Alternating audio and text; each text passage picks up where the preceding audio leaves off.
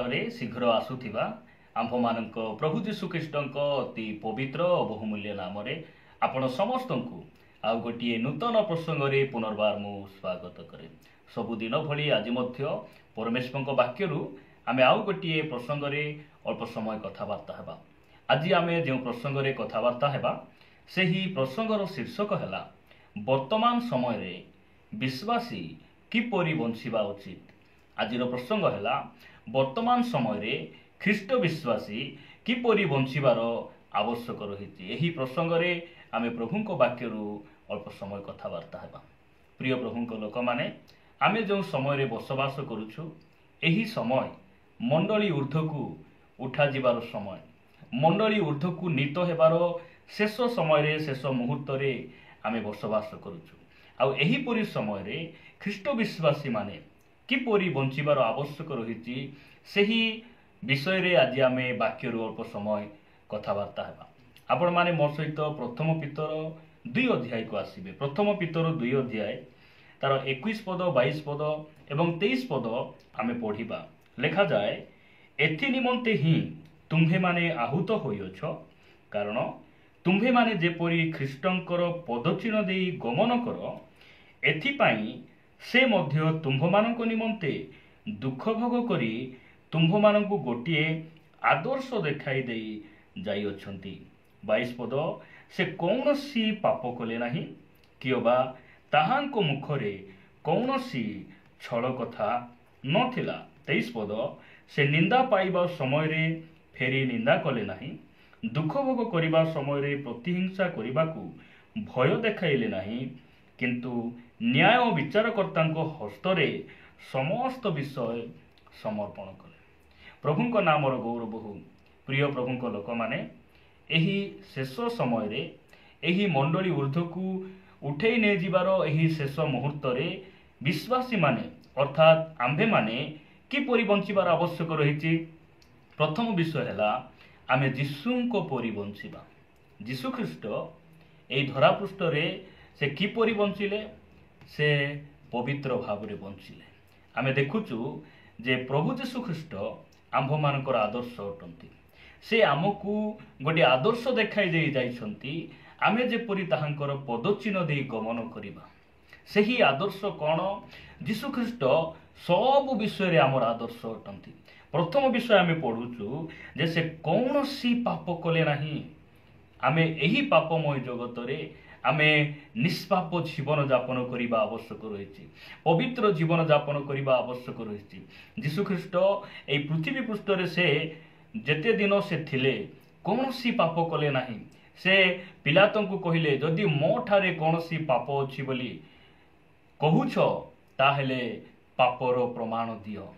कौनसी लोक जीशु ख्रीष्ट जे पाप कले, जीशु ख्रीष्ट जे कौनसी अपराध करिथिले, कौनसी लोक प्रमाणित करि पारले नाही, किबा आजि पर्यंत जीशु ख्रीष्ट जे पाप करिथिले कौनसी प्रमाण नाही, कारण से पवित्र व्यक्ति थिले।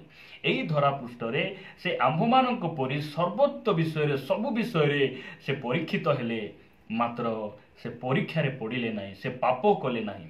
आंभे माने मध्य जीशुंको परि बंचिबार आवश्यक रहिछि। जीशु ख्रीष्ट जेमिति अन्यर मंगल कले, आमे मध्य अन्यर मंगल करी बंचिबा। जीशु ख्रीष्ट शत्रु को क्षमा देले, जीशु ख्रीष्ट स्वयं परमेश्वर हेले मध्य से निजको नम्र कले एवं मृत्यु पर्यंत से आज्ञाबह हेले। आमे माने मध्य जीशु ख्रीष्टଙ୍କ परि पवित्र जीवन जापन करिबा आवश्यक रहिछि, नम्र हेबार आवश्यक रहिछि एवं निजको नत करिबा आवश्यक रहिछि एवं मृत्यु पर्यंत आमे ताहांकर आज्ञाबह हेबार आवश्यक रहिछि। प्रिय प्रभु लोक माने प्रभु आमान को अनुग्रह करंतु आमे जीशु ख्रीष्टଙ୍କ परि बंचिबा। प्रथम विषय।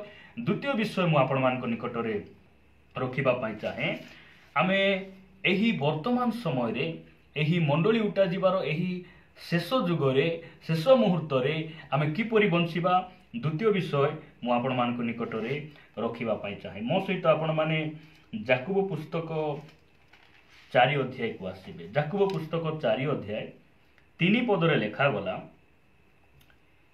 एबे देख जो माने कहुअछ आजी किंबा काली आंभे माने अमुक सहर को जीवु और सेठारे 1 वर्ष पर्यंत रही ବାଣିଜ୍ୟ ବ୍ୟବସାୟ କରି ଲାଭ କରିବୁ, କିନ୍ତୁ କାଲି କ'ଣ ଘଟିବ ତାହା ତ ତୁମ୍ଭେମାନେ ଜାଣ ନାହିଁ।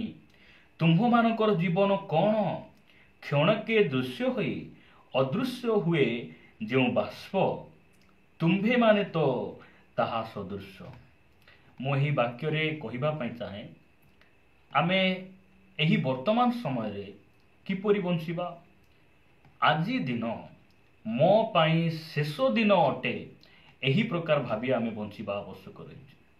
ଏହି ଶେଷ ଦିନରେ ଆମେ କିପରି ବଞ୍ଚିବା ପ୍ରିୟ ପ୍ରଭୁଙ୍କ ଲୋକମାନେ।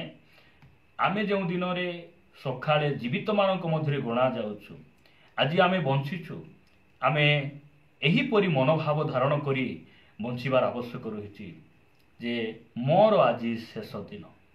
କାରଣ ମୃତ୍ୟୁ କେତେବେଳେ ଆସେ ମନୁଷ୍ୟ ଜାଣେ ନାହିଁ। ଆମ୍ଭେମାନେ କେଉଁ ମୁହୂର୍ତ୍ତରେ ଆମମାନଙ୍କ ମୃତ୍ୟୁ ହେବ ଆମେ ଜାଣିନାହୁଁ, ଏବଂ ପ୍ରଭୁ ଯୀଶୁଖ୍ରୀଷ୍ଟ କେବେ ମେଘମାଳରେ ଆସିବେ ତାହା ମଧ୍ୟ ଆମେ ଜାଣିନାହୁଁ। ଆମେ ପ୍ରତିଦିନ ଆମେ ଏହିପରି ଗୋଟେ ମନ ଧାରଣ କରିବାର ଅଛି, ଆଜି ଦିନ ମୋର ଶେଷ ଦିନ ହେଇପାରେ, ଆଜି ମୋର ମୃତ୍ୟୁ ବି ହେଇପାରେ, ଏବଂ ଚକ୍ଷୁର ପଲକରେ ଶେଷ ତୁରିଧ୍ୱନିରେ ହେଇପାରେ ପ୍ରଭୁଙ୍କର ଆଗମନ ମଧ୍ୟ ହୋଇପାରେ। ଏହି ପ୍ରକାର ମନକୁ ଆମେ ଧାରଣ କରିବା ଆବଶ୍ୟକ ରହିଛି। କିନ୍ତୁ ପ୍ରଶ୍ନ ହେଲା, ଯଦି ଆମେ ଆଜି ମୃତ ହେବା କିମ୍ବା ଯଦି ଆଜି ପ୍ରଭୁଙ୍କର ଆଗମନ ହେବ, ତାହେଲେ ସତରେ କ'ଣ ଆମେ ପ୍ରଭୁଙ୍କ ରାଜ୍ୟରେ ପ୍ରବେଶ କଲା ପରି ଆମେ ପ୍ରସ୍ତୁତ ହେଇଛୁ କି? ସତରେ ପ୍ରଭୁ ଯୀଶୁଖ୍ରୀଷ୍ଟ ଆମକୁ ମେଘମାଳରେ ସେ ନେବେ, ଏହି ପ୍ରକାର ଆମେ ଯୋଗ୍ୟ ଆଚରଣ କରୁଛୁ କି? ଏହା ସବୁଠାରୁ ବଡ଼ ବିଷୟ ଅଟେ। ପ୍ରିୟ ପ୍ରଭୁଙ୍କ ଲୋକମାନେ, ଏହି ଦିନ ମୋ ପାଇଁ ଶେଷ ଦିନ, ଏହି ପ୍ରକାର ଭାବି ଆମେ ବଞ୍ଚିବାର ଆବଶ୍ୟକ ରହିଛି। ଅନେକ ସମୟରେ ଆମେ କ'ଣ କରୁ, ଭବିଷ୍ୟତକୁ ଲକ୍ଷ୍ୟ କରି ମୁଁ ଆଜି ଏହା କରିବି, କାଲି ତାହା କରିବି, ମୁଁ ଆସନ୍ତା ବର୍ଷରେ ବ୍ୟବସାୟ କରିବି, ଆଉ ଗୋଟେ ବର୍ଷରେ ମୁଁ ଘର ବାନ୍ଧିବି, ବିଭିନ୍ନ ବିଷୟରେ ଆଜି ଅନେକ ଭାଇ ଭଉଣୀମାନେ ଲିପ୍ତ ହୋଇଛନ୍ତି। କିନ୍ତୁ ବାକ୍ୟ କହେ ଯେ ଆମର ଜୀବନ ବାଷ୍ପ ସଦୃଶ। ବାଷ୍ପ ଅଳ୍ପ ସମୟ ଦେଖାଯାଏ, ମାତ୍ର କିଛି ସମୟ ପରେ ତାହା ଅଦୃଶ୍ୟ ହୋଇଯାଏ। ଆମର ଜୀବନ ମଧ୍ୟ ସେହି ପ୍ରକାର ଅଟେ। ସେଥିପାଇଁ ପ୍ରତିଦିନ ଆମେ ମୃତ୍ୟୁ ନିମନ୍ତେ ମଧ୍ୟ ପ୍ରସ୍ତୁତ ହେବାର ଆବଶ୍ୟକ ରହିଛି। ଏହି ଜଗତରେ ପରମେଶ୍ୱର ଆମକୁ ଏଥିପାଇଁ ରଖିଛନ୍ତି, ଆମେ ମୃତ୍ୟୁ ନିମନ୍ତେ ପ୍ରସ୍ତୁତ ହେବା, ଅନନ୍ତ ଜୀବନ ନିମନ୍ତେ ପ୍ରସ୍ତୁତ ହେବା। ଜଣେ ବ୍ୟକ୍ତି ମୃତ୍ୟୁବରଣ ନ କଲେ କେବେ ମଧ୍ୟ ସେ ଅନନ୍ତ ଜୀବନ ଦେଖିପାରେ ନାହିଁ, ଈଶ୍ୱରଙ୍କ ରାଜ୍ୟ ସେ ଦେଖିପାରେ ନାହିଁ। ସେଥିପାଇଁ ଆମେ ପ୍ରତିଦିନ ଏହି ଦିନ ମୋର ଶେଷ ଦିନ ଭାବି ଆମେ ବଞ୍ଚିବା। କେମିତି ବଞ୍ଚିବା? ପାପରୁ ପୃଥକ ହୋଇ ପବିତ୍ର ଜୀବନ ଯାପନ କରି ପରମେଶ୍ୱରଙ୍କ ଆଜ୍ଞାବହ ହୋଇ ଆମେ ସମସ୍ତଙ୍କ ସହିତ ମିଳନରେ, ପ୍ରେମରେ, ଶାନ୍ତିରେ ରହିବା ପାଇଁ ଆମେ ଚେଷ୍ଟା କରିବା ଆବଶ୍ୟକ ରହିଛି। ପ୍ରଭୁ ଆମମାନଙ୍କୁ ଦୟା କରନ୍ତୁ। ମୁଁ ଶେଷ ବିଷୟ ଆପଣମାନଙ୍କ ନିକଟରେ ରଖିବା ପାଇଁ ଚାହେଁ। ଆପଣମାନେ ମୋ ସହିତ ପଢ଼ିବେ ପ୍ରଥମ ପିତର 4 ଅଧ୍ୟାୟ। ପ୍ରଥମ ପିତର 4 ଅଧ୍ୟାୟ ତାର 2 ପଦ ମୁଁ ପଢ଼ିବା ପାଇଁ ଚାହେଁ। ଲେଖାଯାଏ, ଯେପରି ତୁମ୍ଭେମାନେ ଜାଗତିକ ଜୀବନର ଅବଶିଷ୍ଟ କାଳ ମନୁଷ୍ୟର କୁଅଭିଳାଷ ଅନୁସାରେ କ୍ଷେପଣ ନ କରି ଈଶ୍ୱରଙ୍କ ଇଚ୍ଛାନୁସାରେ କ୍ଷେପଣ କର। ଏହା ଶେଷ ବିଷୟ ବା ତୃତୀୟ ବିଷୟ। ସାଧୁ ପିତର ଏ ପ୍ରକାର ଲେଖନ୍ତି, ଏହି ଜଗତରେ ଆମେ ଯେତେ ଦିନ ବଞ୍ଚିବା, ଆମେ ନିଜ ଇଚ୍ଛାରେ ବଞ୍ଚିବା ନାହିଁ, ଆମେ ପ୍ରଭୁଙ୍କ ଇଚ୍ଛାରେ ବଞ୍ଚିବାର ଆବଶ୍ୟକ ରହିଛି। ଅନେକ ସମୟରେ ନିଜ ଇଚ୍ଛାରେ ଆମେ କ'ଣ କରୁ? ବଞ୍ଚୁ। ନିଜ ଇଚ୍ଛାରେ ଯେଉଁଠି ଯିବା କଥା ନାହିଁ ସେଠି ଆମେ ପଳାଇ ଯାଉ, ନିଜ ଇଚ୍ଛାରେ ଆମେ ଖାଉ, ନିଜ ଇଚ୍ଛାରେ ବୁଲୁ, ନିଜ ଇଚ୍ଛାରେ ଆମେ କ'ଣ କରୁ? ପ୍ରତ୍ୟେକ କାର୍ଯ୍ୟ କରିଥାଉ। ମାତ୍ର ବାଇବେଲ ଆମକୁ ସେ ପ୍ରକାର କହେ ନାହିଁ। ହଁ, ପରମେଶ୍ୱର ଆମକୁ ସେ ସ୍ୱାଧୀନ ଇଚ୍ଛା ଦେଇଛନ୍ତି, ମାତ୍ର ଏହି ସ୍ୱାଧୀନ ଇଚ୍ଛାକୁ ଯେ ଆମେ ଯେ ମନ୍ଦ ଭାବରେ, କୁଅଭିଳାଷ ଭାବରେ ବ୍ୟବହାର କରିବା, ସେଥିପାଇଁ ପରମେଶ୍ୱର ଏହି ସ୍ୱାଧୀନ ଇଚ୍ଛାକୁ ଆମକୁ ସେ ଦେଇନାହାନ୍ତି। ଆମେ ଯେପରି ପ୍ରଭୁଙ୍କର ଇଚ୍ଛା ଅଭିମତ ଅନୁସାରେ, ପ୍ରଭୁଙ୍କର ଗ୍ରହଣଯୋଗ୍ୟ ଭାବରେ ଆମେ ଆଚରଣ କରିବା, ସେଥିପାଇଁ ସେ ଆମକୁ ଏହି ସ୍ୱାଧୀନ ଇଚ୍ଛାକୁ ସେ ଦେଇଛନ୍ତି। ତାହାଙ୍କ ନାମର ଗୌରବ ହେଉ। ଏହି ସ୍ଥାନ ଲେଖାଯାଉଛି ଯେ ଆମେ ବର୍ତ୍ତମାନ ସମୟରେ କିପରି ବଞ୍ଚିବା। ଆମେ ଭବିଷ୍ୟତରେ ବା ଏହି ଜଗତରେ ଯେତେ ଦିନ ଆମେ ବଞ୍ଚିଥିବା, ଯେଉଁ ପର୍ଯ୍ୟନ୍ତ ପ୍ରଭୁଙ୍କର ଆଗମନ ହେଉନାହିଁ, ସେହି ପର୍ଯ୍ୟନ୍ତ ଆମେ କେମିତି ବଞ୍ଚିବା? କୁଅଭିଳାଷ ଅନୁସାରେ ଏହି ସମୟକୁ କ୍ଷେପଣ ନ କରି, ଏହି ସମୟକୁ ନଷ୍ଟ ନ କରି ଆମେ କେମିତି ବଞ୍ଚିବା? ଆମେ ଈଶ୍ୱରଙ୍କର ଇଚ୍ଛା ଅନୁସାରେ ଆମେ ବଞ୍ଚିବା। ଈଶ୍ୱରଙ୍କର ଇଚ୍ଛା ଅନୁସାରେ, ତାହାଙ୍କର ଇଚ୍ଛା କ'ଣ? ଥେସଲୋନିକ୍ୟ ପୁସ୍ତକରେ ଲେଖାଯାଉଛି ଯେ ତାହାଙ୍କର ଇଚ୍ଛା ହେଲା ଆମେ ପବିତ୍ର ହେବା। କାରଣ ଆମର ପରମେଶ୍ୱର ପବିତ୍ର ଅଟନ୍ତି।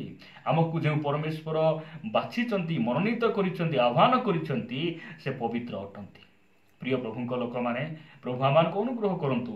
ଆମେ ଯେତେ ଦିନ ବଞ୍ଚିବା, ଆମେ ପ୍ରଭୁଙ୍କ ପାଇଁ ବଞ୍ଚିବା ଆବଶ୍ୟକ ରହିଛି। ରୋମିଓ ମଣ୍ଡଳୀ ନିକଟକୁ ସାଧୁ ପାଉଲ ଏହି ପ୍ରକାର ଲେଖିଲେ, 14 ଅଧ୍ୟାୟ, ରୋମିଓ ପୁସ୍ତକ 14 ଅଧ୍ୟାୟ 8 ପଦରେ ଲେଖାଗଲା, ଯେଣୁ ଯଦି ଆମ୍ଭେମାନେ ବଞ୍ଚୁ ତେବେ ପ୍ରଭୁଙ୍କ ଉଦ୍ଦେଶ୍ୟରେ ବଞ୍ଚୁ, କିମ୍ବା ଯଦି ମରୁ ତେବେ ପ୍ରଭୁଙ୍କ ଉଦ୍ଦେଶ୍ୟରେ ମରୁ। ଅତଏବ ଯଦି ଆମ୍ଭେମାନେ ବଞ୍ଚୁ କିମ୍ବା ମରୁ, ଆମ୍ଭେମାନେ ପ୍ରଭୁଙ୍କର ଅଟୁ। ମୁଁ କହିବା ପାଇଁ ଚାହେଁ, ଯଦି ଆମେ ବଞ୍ଚି ଥାଉ ଥାଉ ଆମେ ଯଦି ପ୍ରଭୁଙ୍କ ପାଇଁ ବଞ୍ଚିବା, ଆମେ ପ୍ରଭୁଙ୍କ ନିମନ୍ତେ କିଛି କରି ବଞ୍ଚିବା, ପ୍ରଭୁଙ୍କର ଗୌରବ ପ୍ରଶଂସା ଉଦ୍ଦେଶ୍ୟରେ ବଞ୍ଚିବା, ତାହାଙ୍କ ରାଜ୍ୟର ବିସ୍ତାର ନିମନ୍ତେ ବଞ୍ଚିବା, ତାହେଲେ ଆମେ ବଞ୍ଚୁ ପ୍ରଭୁଙ୍କ ନିମନ୍ତେ ଜୀବନଯାପନ କରୁ କରୁ କାଳେ ଆମମାନଙ୍କର ମୃତ୍ୟୁ ହେଇଯିବ, କାଳେ ପ୍ରଭୁଙ୍କର ଆଗମନ ହେବ, ତାହେଲେ ମଧ୍ୟ ପରକାଳରେ ମଧ୍ୟ ଆମେ କ'ଣ ହେବା? ପ୍ରଭୁଙ୍କର ହେବା। ଆଉ ବଞ୍ଚୁଥିବା ସମୟରେ ଯେଉଁମାନେ ପ୍ରଭୁଙ୍କର ନୁହନ୍ତି, ସେମାନେ ମରିଗଲେ ମଧ୍ୟ ସେମାନେ ପ୍ରଭୁଙ୍କର ହେଇପାରିବେ ନାହିଁ। ସେଥିପାଇଁ ପ୍ରଭୁ ଆମମାନଙ୍କୁ ଅନୁଗ୍ରହ କରନ୍ତୁ। ପ୍ରିୟ ପ୍ରଭୁଙ୍କ ଲୋକମାନେ, ଆମେ କିପରି ବଞ୍ଚିବାର ଆବଶ୍ୟକ ରହିଛି? ଆମେ ଯୀଶୁଖ୍ରୀଷ୍ଟ ଯେମିତି ବଞ୍ଚିଲେ ସେହି ପ୍ରକାର ବଞ୍ଚିବାର ଆବଶ୍ୟକ ରହିଛି। ଏବଂ ଆଜି ଦିନ ମୋର ଶେଷ ଦିନ ବୋଲି ଭାବି ଆମେ ନିଜକୁ ପ୍ରସ୍ତୁତ କରି ବଞ୍ଚିବାର ଆବଶ୍ୟକ ରହିଛି। ଏବଂ ତୃତୀୟ ବିଷୟ ଆମେ ଦେଖିଲୁ ଯେ ଯେତେ ଦିନ ଆମେ ଏହି ପୃଥିବୀ ପୃଷ୍ଠରେ ବଞ୍ଚିବା, ପରବର୍ତ୍ତୀ କାଳ ଆମେ ପ୍ରଭୁଙ୍କ ନିମନ୍ତେ କ୍ଷେପଣ କରିବା। ହେଇପାରେ ଅତୀତ କାଳରେ ଆମେ ପ୍ରଭୁଙ୍କୁ ଦୁଃଖ ଦେଇଛୁ, ଅମାନ୍ୟ କରିଛୁ, ତାହାଙ୍କର କଥାକୁ ଆମେ ମାନି ନାହୁଁ, ଆମେ ଜାଣିଶୁଣି ଅବାଟକୁ ଯାଇଛୁ। ମାତ୍ର ଏହି ଯେଉଁ ଭବିଷ୍ୟତରେ ପରବର୍ତ୍ତୀ ସମୟରେ ଆମେ କେମିତି ବଞ୍ଚିବାର ଆବଶ୍ୟକ ରହିଛି? ପରମେଶ୍ୱରଙ୍କର ଇଚ୍ଛା ଅନୁସାରେ ଆମେ କାଳକୁ କ୍ଷେପଣ କରିବା। ଏହା ପ୍ରଭୁ ଆମଠାରୁ ଚାହାନ୍ତି। ପ୍ରଭୁ ଏହି ବାକ୍ୟ ଦେଇ ଆମ ସମସ୍ତଙ୍କୁ ପ୍ରଚୁର ଭାବରେ ଆଶୀର୍ବାଦ କରନ୍ତୁ। ଆସନ୍ତୁ ପଦେ ପ୍ରାର୍ଥନା କରିବା। ପ୍ରେମିକ ସ୍ୱର୍ଗୀୟ ପିତା, ମୁଁ ତୁମକୁ ଧନ୍ୟବାଦ ଦିଏ ପ୍ରଭୁ, ତୁମ ବାକ୍ୟ ଦ୍ୱାରା ଆମମାନଙ୍କୁ କଥା ହେଇଛ। ପିତା, ଏହି ମଣ୍ଡଳୀ ପ୍ରଭୁ ଉଠାଯିବାର ଏହି ଶେଷ ମୁହୂର୍ତ୍ତରେ ତୁମେ ଆମମାନଙ୍କୁ ରଖିଛ। ଜୀବିତମାନଙ୍କ ମଧ୍ୟରେ ନାମସ୍ଥାନ ଦେଇ ତୁମ ବାକ୍ୟ ଦ୍ୱାରା ତୁମେ ଆମମାନଙ୍କୁ କଥା ହେଉଛ। ଧନ୍ୟବାଦ ପ୍ରଭୁ। ଆମେ ଏହି ଧରା ପୃଷ୍ଠରେ ଆମେ ଯେତେ ଦିନ ବଞ୍ଚିବୁ, ତୁମ ଉଦ୍ଦେଶ୍ୟରେ ବଞ୍ଚିବା ପାଇଁ, ତୁମ ଆଗମନ ଉଦ୍ଦେଶ୍ୟରେ ବଞ୍ଚିବା ପାଇଁ ଆମ ସମସ୍ତଙ୍କୁ ତୁମେ ସାହାଯ୍ୟ କର। ଗୌରବ ମହିମା ତୁମକୁ ଦେଇ ପ୍ରାର୍ଥନା ଯୀଶୁଙ୍କ ନାମରେ ମାଗୁଛି। ଆମେନ୍, ଆମେନ୍। ପ୍ରଭୁଙ୍କ ନାମର ଗୌରବ ହେଉ। ପ୍ରଭୁ ଆମ ସମସ୍ତଙ୍କୁ ଆଶୀର୍ବାଦ କରନ୍ତୁ। ପ୍ରଭୁଙ୍କ ଇଚ୍ଛା ହେଲେ ଆଉ ଏକ ସନ୍ଦେଶରେ ଆମେ ପରସ୍ପର ସାକ୍ଷାତ କରି ତାଙ୍କ ରାଜ୍ୟ ନିମନ୍ତେ ବଢ଼ୁଥିବା ରହିବା। ନମସ୍କାର। ଗଡ୍ ବ୍ଲେସ୍ ୟୁ।